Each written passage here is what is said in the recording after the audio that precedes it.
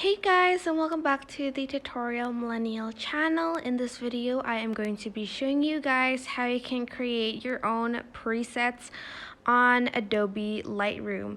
So for instance, you have adjusted the picture to your liking. I'm just gonna do that really quickly.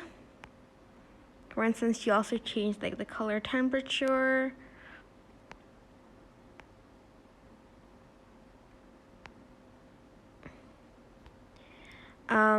Etc, etc, and you want to save this preset that you just created so you can use it in future pictures.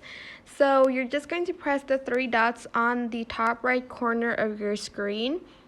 Then you are just going to press then you are just going to press create preset.